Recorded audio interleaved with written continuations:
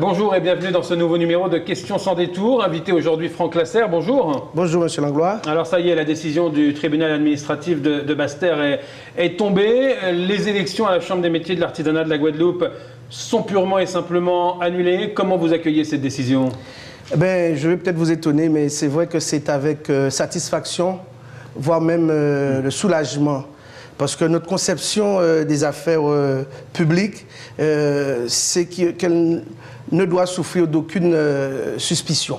Et donc, par conséquent, aujourd'hui, je crois que les artisans vont pouvoir se prononcer à nouveau. Ouais. Et nous sommes en toute confiance que nous allons leur permettre de le faire. Vos adversaires battus, ils sont montés au créneau dès le lendemain du scrutin. Ils ont parlé de fraude. Qu'est-ce que vous avez à répondre à ça? Non, mais vous savez, vous avez eu le jugement du tribunal. Et nous, c'est pour ça notre satisfaction, c'est que nous, on n'a pas été reconnus comme ayant fraudé. C'est vrai que le mode de scrutin, en fait, c'est le mode de scrutin qui est remis en cause par rapport aux nombreuses irrégularités qui subsistent. Et bien sûr, la liste qui arrive en tête, j'allais dire, bénéficie de cette suspicion.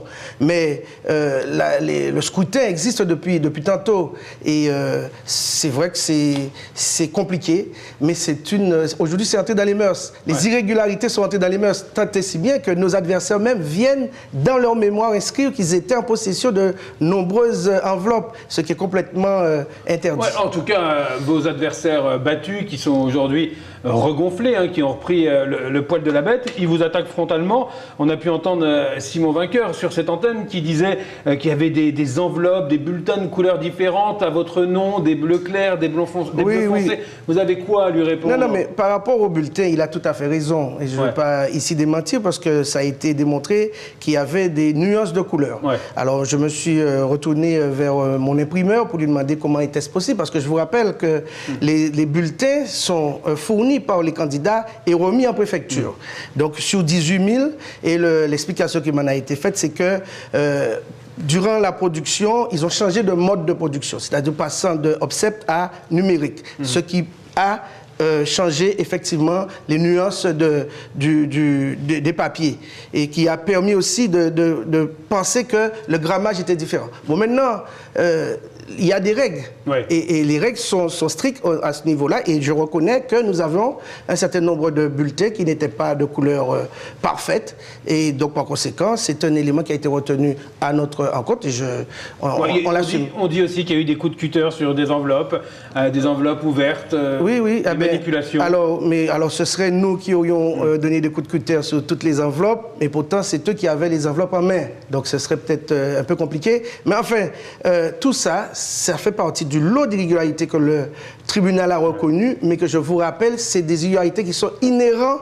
C'est le mode de scrutin. C'est le mode de scrutin qui permet ça et le magistrat l'a reconnu. Simon Vainqueur lui parle carrément, on l'a entendu sur cette antenne, sur ETV, il dit qu'il y a eu des tentatives d'intimidation à la préfecture, que la BAC les a encerclés lors du dépouillement. Vous avez eu vent de ça? Non, écoutez, moi j'étais même pas en préfecture, mais la BAC a fait son travail parce que je vous rappelle que cette soirée-là a été une soirée particulièrement agitée et que, voilà, donc dans le désordre, les forces de l'ordre sont venues pour essayer de rétablir l'ordre. Bon, maintenant, moi, vous savez, ce qui est important pour moi aujourd'hui, les élections vont être refaites et donc par conséquent, je demande à mes collègues de se ressaisir. Le plus important pour moi, c'est de savoir est-ce que nous pensons aux artisans. Et si c'est le cas, d'ailleurs, je vais appeler Simon Vainqueur ainsi que Patrick Chouan pour leur demander un rendez-vous pour qu'on puisse analyser ensemble la situation et je vais leur faire des propositions pour que nous puissions, aux nouvelles élections, faire ensemble ce que je leur avais déjà proposé avant les élections. Donc pour moi, le plus important, c'est le devenir des artisans qui attendent parce qu'ils ont des problèmes sur le RSI, sur URSAF. Ils attendent parce que le travail illégal se poursuit. Ils attendent dans le domaine du bâtiment parce qu'ils n'ont pas de grille économique qui leur permet d'établir des factures, des devis justes. Donc c'est tout ça qu'il y a à faire et qui est très important pour le monde artisanal. Le nouveau scrutin qui va être organisé, vous avez une date, on parle de juin? Ben écoutez, quelle que soit la date, nous... Vous savez, vous avez des Non, je n'ai pas eu d'informations, mais quelle que soit la date, nous sommes prêts, nous avons une équipe. Je vous rappelle que nous avons une équipe qui était mobilisée, nous avons mené une campagne comme ça n'a jamais été menée pour une élection de chambre, et nous sommes présents sur tous les territoires. Et je peux vous dire que nous sommes confiants à l'avenir et confiants dans l'issue du prochain scrutin. Donc nous, de bonne foi, nous disons que nous n'allons pas en appel et nous attendons le verdict. Alors, comment on garantit la transparence, l'équité dans ce scrutin? Alors écoutez, si nous prenons le même mode de scrutin, les mêmes causes causeront les mêmes effets. C'est ça, c'est ce que j'ai envie de vous demander. Mais absolument, mais moi, c'est pas moi qui invente le scrutin. Donc on se retourne vers qui? Vers la préfecture? Alors, la préfecture même dépend aussi de la PCMA. La PCMA, c'est l'entité qui gère toutes les chambres de métier. Alors, donc, ça va être compliqué, mais nous sommes quand même des hommes, j'espère, de valeur, et nous devons nous mettre ensemble pour réfléchir avec la préfecture, mais aussi les candidats éventuels. Donc, moi, je pense que le mode de scrutin, effectivement, qui est de partir, aller chercher, récolter des enveloppes, manipuler des enveloppes, forcément, ça crée des tentations et des contestations. Donc, aujourd'hui, nous sommes mobilisés, nous attendons le scrutin, quel que soit le mode de scrutin, nous ferons valoir nos idées et surtout notre projet que nous pensons déjà voir point un certain nombre de résultats. Et nous savons que les artisans ont compris notre démarche et nous ferons confiance. Simon Vainqueur, il l'a annoncé hier, lui, il veut faire alliance avec Patrick Chouan, il nous dit que c'est dans les tuyaux. Ça vous inquiète, une alliance des deux?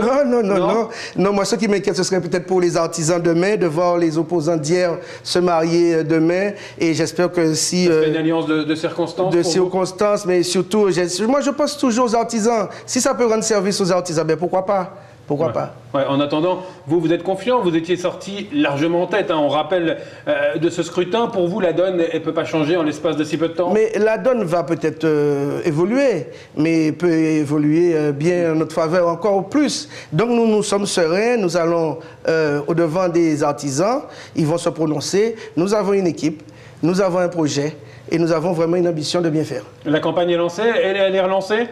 Ah non, nous ne sommes pas en campagne. Aujourd'hui, nous sommes au travail. Alors, nous sommes encore à la chambre de métier. Justement, c'est quoi les prochains rendez-vous que vous avez? Écoutez, je me déplace pour la chambre en métropole demain. Et nous avons un certain nombre de projets à court terme, notamment créer une grille économique pour que les artisans puissent établir leur... Donc c'est un travail de fond. Nous avons la mise en place de des plateformes pour pouvoir rapprocher les artisans, l'institution des artisans. Donc nous sommes au travail. Tout ce que je peux vous dire, c'est que nous sommes au travail. Les artisans voient déjà poindre à l'horizon un certain nombre de résultats. Nous les accompagnons sur le RSI. Nous les accompagnons dans le montage des dossiers pour pouvoir les accompagner dans leurs projets, dans leur réhabilitation. Nous accompagnons les entreprises à les fortifier parce que nous avions dans notre projet dit que pour pouvoir aller vers la formation, il faut avoir des entreprises en bon état de marche. Donc c'est tout un chantier que nous menons de front avec des vice-présidents en responsabilité sur le territoire et nous sommes, je vous rappelle, en toute confiance. Au final, ça vous oblige à aller vite, à accélérer les procédures, non? Non. Écoutez, moi, nous sommes élus au départ pour 5 ans. Donc nous avions prévu notre plan de marche sur 5 ans. Nous n'allons pas accélérer, vouloir faire n'importe quoi sous prétexte qu'il y aurait des élections. Mais vous serez quand même jugé, vous le savez, sur une partie de ce bilan. Mais ils peuvent déjà juger parce que je peux vous dire qu'en 2 mois, ce que nous avons fait, on pourrait considérer qu'il y a presque un bilan de mandature. Je suis peut-être prétentieux à le dire, mais c'est la vérité. Mais maintenant, nous disons que nous avons notre calendrier, nous allons sereinement vers tout ce que nous avons promis aux artisans. On vous sent quand même relativement confiant, mais prudent dans vos propos. Mais j'ai toujours été prudent parce que moi, je ne veux pas faire injure à la décision des artisans. Les artisans, contrairement à ce que certains pensent, ce ne sont pas des sous-hommes. Ce sont des personnes qui réfléchissent et qui voient leur intérêt.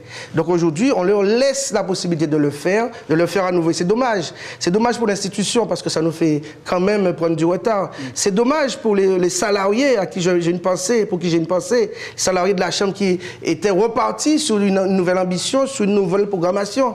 Et c'est dommage en finalité pour l'artisanat dans sa globalité. Mais bon, que voulez-vous? Il faut passer par là. Vous allez rencontrer Patrick Chouan et Simon Vainqueur rapidement? En sortant d'ici, je les appellerai et puis je verrai. Il n'y a pas de raison, nous ne sommes pas fâchés, je vous le dis. Donc on devrait pouvoir se parler. Merci à vous, Franck Lasserre. Merci à vous. Excellente fin de journée sur l'antenne de TV. On se retrouve très rapidement pour un nouveau numéro de Questions sans détour.